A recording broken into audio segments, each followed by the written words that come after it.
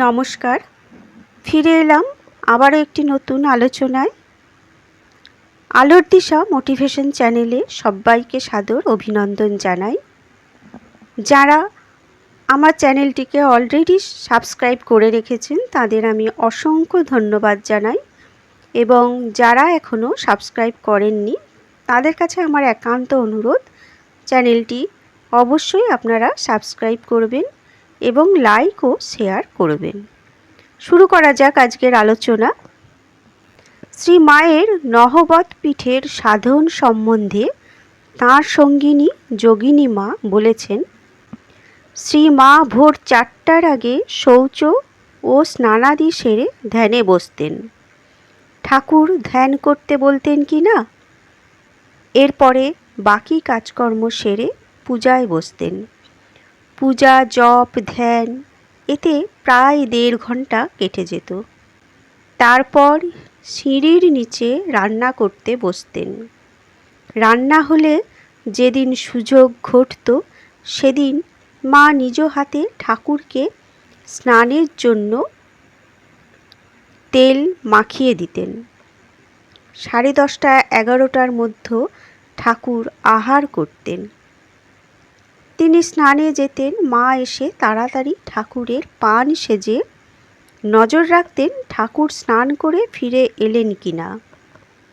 তিনি তাঁর ঘরে এলেই মা এসে জল ও আসন দিয়ে তারপরে খাবারের থালা নিয়ে এসে তাকে আহারে বসিয়ে নানা কথার মধ্য দিয়ে চেষ্টা করতেন যাতে খাবার সময় ভাব সমাধি উপস্থিত হয়ে আহারে বিঘ্ন না ঘটায়। একমাত্র মাই খাবারের সময় তাঁর ভাব সমাধি আসা অনেকটা ঠেকিয়ে রাখতে পারতেন, আর কারো সে সাধ্য ছিল না। ঠাকুরের খাওয়া হলে মা একটু কিছু মুখে দিয়ে জল খেয়ে নিতেন, পরে পান সাজতে বসতেন। পান সাজা হয়ে গেলে গুনগুন করে গান গাইতেন, তা খুব সাবধানে, যেন কেউ না শুনতে পায়। এরপরে কলের সেই একটার বাঁশি বেজে উঠত, যাকে ঠাকুরের মা বৃন্দাবনে কৃষ্ণের বাঁশি বলতেন।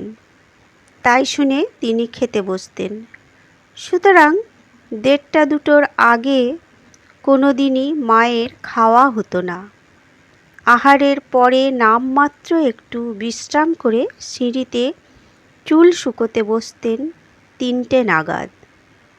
তারপর আলো টালো ঠিক করে তোলা জলে নম নম করে মুখ হাত ধুয়ে কাপড় কেচে সন্ধ্যার জন্য প্রস্তুত হতেন।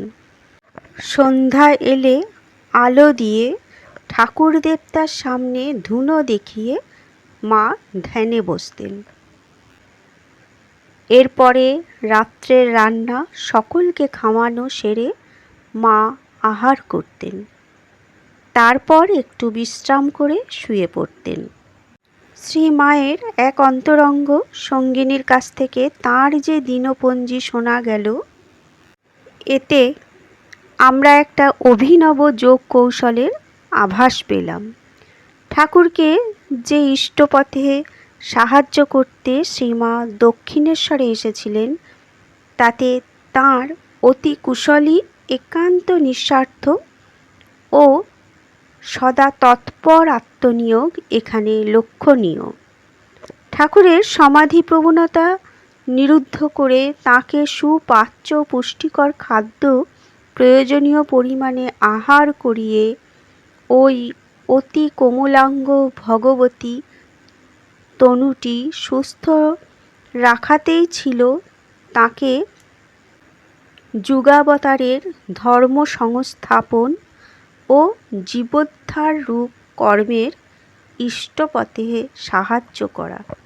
ঠাকুরের এখন সমাধিস্থ না হওয়াতেই জীবের কল্যাণ। ঠাকুরের দেবতনুটির এমন সদা জাগ্রত, অনলস ও প্রাণঢালা সেবার তপস্যা মা করেছিলেন বলেই দক্ষিণেশ্বরের যে আনন্দের হাটের কথা মা নিজে বলেছিলেন, তা জমতে পেরেছিল। খালি পেটে যে ধর্ম হয় না, এ শিক্ষা পরে ঠাকুর শিষ্যদের দিয়েছিলেন। এই সত্যটি ছিল অন্নপূর্ণাশ্রী মায়ের একান্ত মজ্জাগত। এটি তাঁকে ঠাকুরের কাছ থেকে নূতন করে শিখতে হয়নি। ঠাকুরের ধর্মসংস্থাপনের ও জীবোদ্ধারের ইষ্টপথে তিনি যেমন তাঁর রন্ধন যোগ দ্বারা সাহায্য করেছিলেন, তেমনি করেছিলেন জ্ঞান বৈরাগ্য সিদ্ধার্থম ঠাকুরের অন্তরঙ্গ শিষ্যদের। শ্রীমায়ের নহবত পীঠে সাধনকালে ঠাকুরের তরুণ ভক্তদের অনেকে সাধন ভজনার্থ দক্ষিণেশ্বরে রাত্রি যাপন করতেন। ভুরিভোজনে ধ্যানের ব্যাঘাত হয় বলে ঠাকুর তাঁদের আহারাদি ব্যাপারে তীক্ষ্ণ দৃষ্টি রাখতেন। এ বিষয়ে তিনি শ্রীমাকে এই অনুজ্ঞা করলেন যে রাখালকে 6খানা, লাটুকে 5খানা আর বুড়ো গোপাল ও বাবুরামকে 4খানার বেশি রুটি যেন দেওয়া না হয়। কাকে কতটা খাবার কখন দিতে হবে, এ বিচার ব্যবস্থা শ্রীমা বরাবর তাঁর নিজস্ব এলাকা বলে নিশ্চয়াত্মকভাবে জানতেন।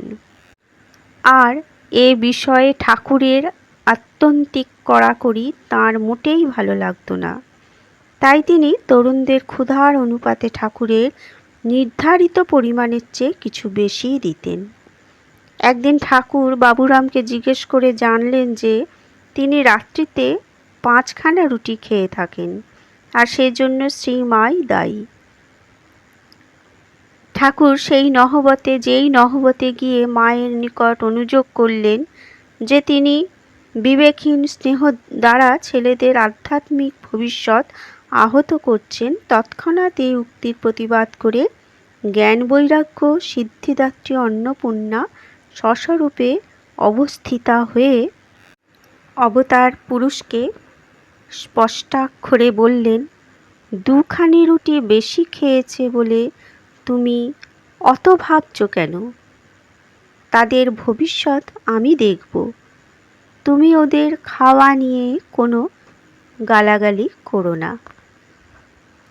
মা শারদার জীবনের এই কিছু কথা তুলে ধরার মধ্যে দিয়ে মায়ের চরণে শতকোটি প্রণাম জানিয়ে এবং ঠাকুর ও স্বামীজির চরণে প্রণাম জানিয়ে আজকের আলোচনা পাঠ এখানেই শেষ করলাম। ধন্যবাদ।